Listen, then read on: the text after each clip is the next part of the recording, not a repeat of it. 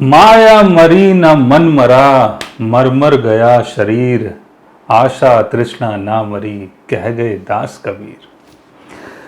माया और मन, इसका जो असर है कभी जाता नहीं है और आपकी जो इच्छाएं हैं वो कभी पूरी नहीं होती हैं। और जितनी भी इच्छाएं पूरी हो जाएं उसके बाद भी आप कई बार बहुत कमियों को महसूस करते हैं। तो इस माया के चक्कर में ज़्यादा ना पड़ें, मन के चक्कर में ज़्यादा ना पड़ें, सिर्फ काम करें, मेहनत करें और चीज़ों को हासिल करें।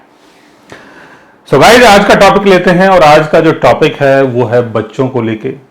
यानी कई बार ऐसा देखा गया है कि परिवार बहुत अच्छा है, परिवार वाले बच्चे के लिए बहुत एफर्ट्स लगा रहे हैं, मेहनत कर रहे हैं, अच्छी एजुकेशन देने के लिए अच्छे अच्छे स्कूलों में बच्चों का एडमिशन हो रहा है और महंगी महंगी किताबें पढ़ाई के लिए, दूसरा अलग से ट्यूशन में पैसा लगाना, ट्यूशन में पैसा खर्च करना और अपना टाइम निकाल निकाल के भी बच्चों के लिए मेहनत करना, बच्चों को पढ़ाना, कोशिश करना। लेकिन उसके बाद भी कई बार हमारे जो बच्चे हैं वो प्रॉपर तरीके से नहीं पढ़ते हैं।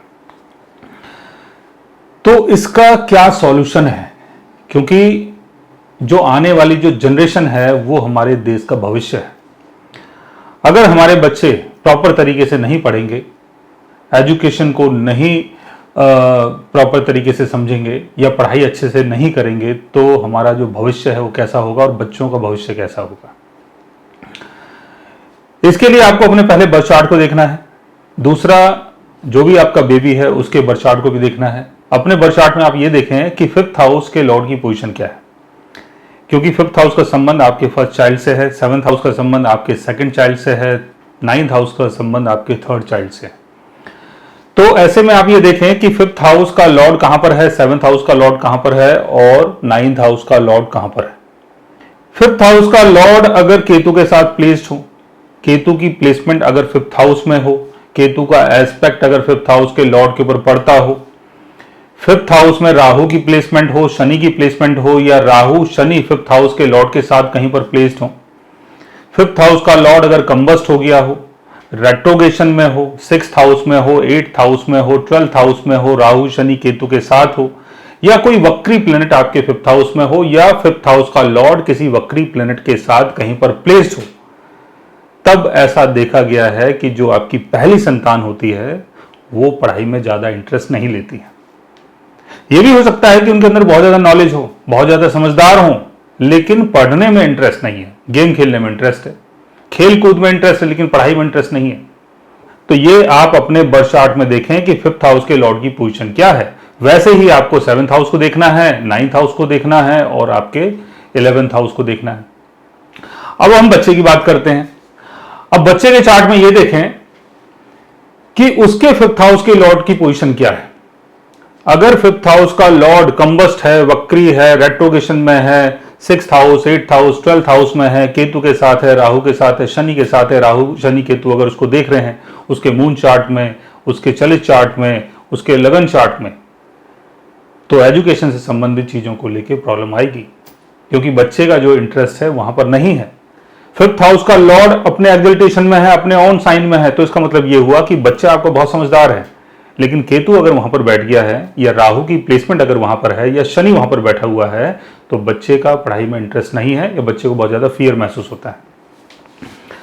कई बार ऐसे में ये देखा गया है कि हमने अपने बच्चे को तैयार किया, मॉर्निंग में हर माँ बाप ये काम करते हैं कि मॉर्निंग में उठते हैं, अर्ली मॉर्निंग में उठते हैं और बच्चे के साथ साथ वो भी मेहनत करते हैं और उसको अच्छे से तैयार किया, आपने उसका टिफिन भी पैक कर दिया, साथ में आप लेके जा रहे हैं, बच्चा बोल रहा है कि मुझे उल्टी आ रही है, मुझे घबराहट हो रही है, मुझे डर लग रहा है, मुझे फीवर जैसा महसूस हो रहा है।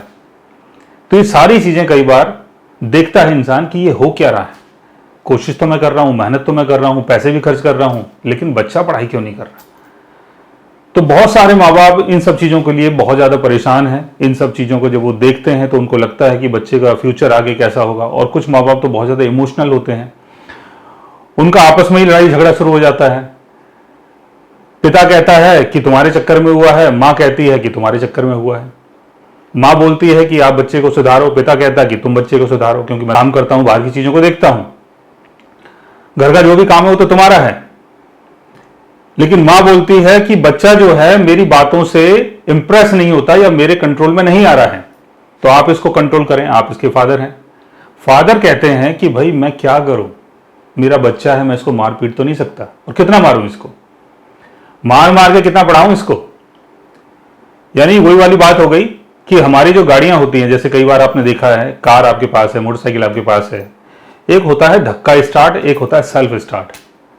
तो धक्का दे दे के कहां तक आप गाड़ी को लेके जाओगे, और कोई भी गाड़ी अगर सेल्फ स्टार्ट होती है तो उसको धक्का देने की जरूरत नहीं पड़ती है। तो वही है कि बच्चे को धक्का से स्टार्ट नहीं करना है, उसको सेल्फ स्टार्ट देना है। अब इसकी रेमेडी की बात करते हैं, इसकी क्या रेमेडी हम कर सकते हैं। पहले तो आप अपने बर्थ चार्ट की रेमेडी करें। पहले आप ये देखें कि 5th हाउस का लॉर्ड आपके बर्थ चार्ट में, मतलब एग्जांपल के तौर पे, फर्स्ट चाइल्ड के लिए 5th हाउस, सेकंड चाइल्ड के लिए 7th हाउस, थर्ड चाइल्ड के लिए 9th हाउस। वैसे ही आप आगे कंटिन्यू कर सकते हैं।